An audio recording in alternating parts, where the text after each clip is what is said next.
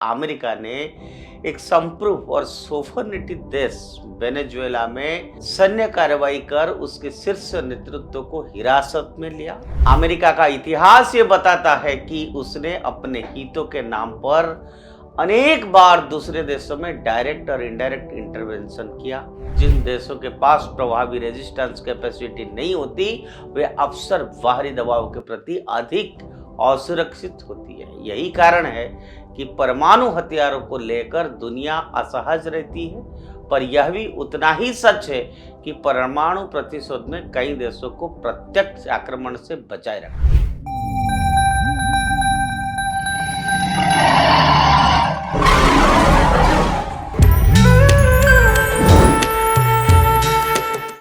नमस्कार मित्रों, उदय India digital में आप सबका बहुत स्वागत है। मैं हूं दीपक कुमार रथ। आज इंडिया थिंग्स में मैं आपको यह बताना चाहता हूं कि मित्रों, हाल ही के वर्षों में वैश्विक राजनीति जिस दिशा में आगे बढ़ रहा है उसने अंतर्राष्ट्रीय व्यवस्था की फ्रेजिलिटी को एक बार फिर उजागर किया है। जिस तरह से अमेरिका ने एक संप्रभु और सोफरनिटी देश वेनेजुएला में सैन्य कार्रवाई कर उसके शीर्ष नेतृत्व को हिरासत में लिया, इस तरह से की घटनाएं अपने आप में एक गंभीर चेतावनी है कि महाशक्तियों की एक तरफा कार्रवाइयां आज भी ग्लोबल सेटिंग्स के लिए एक खतरा बनी हुई है, बहुत बड़ी खतरा बनी हुई है। और ये बहस केवल किसी एक देश तक सीमित नहीं रहती, ये उस व्यापक प्रश्न को जन्म देती है कि क्या international law and multilateral institution वास्तव में ताकतवर देशों को रोकने में सक्षम है।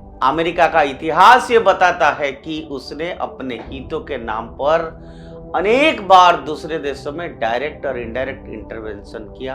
इराक, लीबिया और अफगानिस्तान इसके उदाहरण रहे हैं। इन कार्रवाइयों का औचित्य अक्सर democracy, human rights, national security इस सब तर्क से पेश किया गया है, लेकिन जमीनी हकीकत यह रही है कि strategic priorities such as regime change, control over resources केंद्र में रहा है। ऐसे पृष्ठभूमि में किसी भी संप्रभु यानी सोवरेन देश के लिए यह आश्वस्त होना कठिन है कि उसकी सोवरेनिटी केवल कानूनी कागजों से सुरक्षित रह सकती है। यहीं पर बैलेंस ऑफ पावर का सिद्धांत सामने आता है।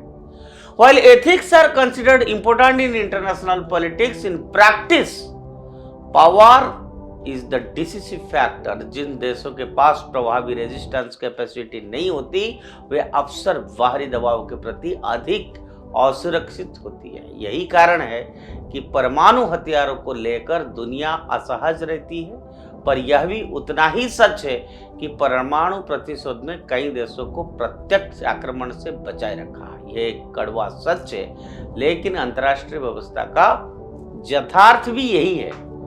भारत के संदर्भ में ये बहस विशेष रूप से प्रासंगिक हो जाता है। 1998 में पोखरान में किए गए परमाणु परीक्षण के समय भारत पर अंतर्राष्ट्रीय दबाव अभूतपूर्व था।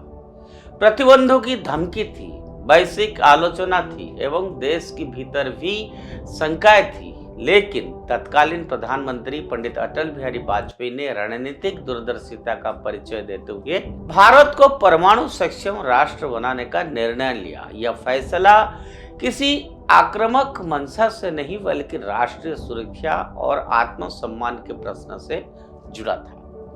आज जब हम पीछे मुड़कर देखते हैं तो यह स्पष्ट होता है कि वाजपेयी का निर्णय भारत के लिए एक मजबूत सुरक्षा कवच साबित हुआ। परमाणु क्षमता ने भारत को न केवल सैन्य रूप से बल्कि कूटनीतिक रूप से भी अधिक आत्मविश्वासी बनाया।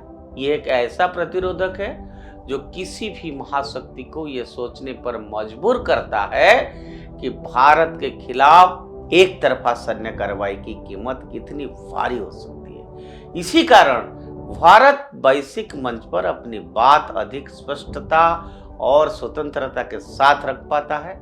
इस संदर्भ में तथाकथित वैश्विक व्यवस्था की सीमाएं भी उजागर होती है। जब नियम सभी पर समान रूप से लागू नहीं होते तब छोटे और मध्यम देशों के लिए आत्मनिर्भर सुरक्षा ढांचा विकसित करना मजबूरी बन जाता है। भारत का परमाणु प्रतिरोध इसी मजबूरी का उपज है। This is not a tool for imperialistic ambitions but rather a means of defending against potential imperialist pressure. अंततः दुनिया को इस यथार्थ को स्वीकार करना होगा कि स्थायी शांति केवल घोषणाओं में से नहीं बल्कि बैलेंस्ड पावर स्ट्रक्चर से आती है।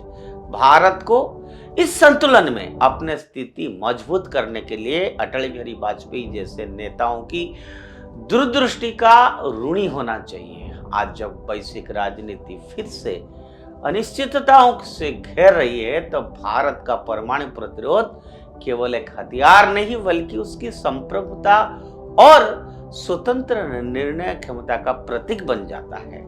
आज के लिए इतना। जय हिंद, जय भारत।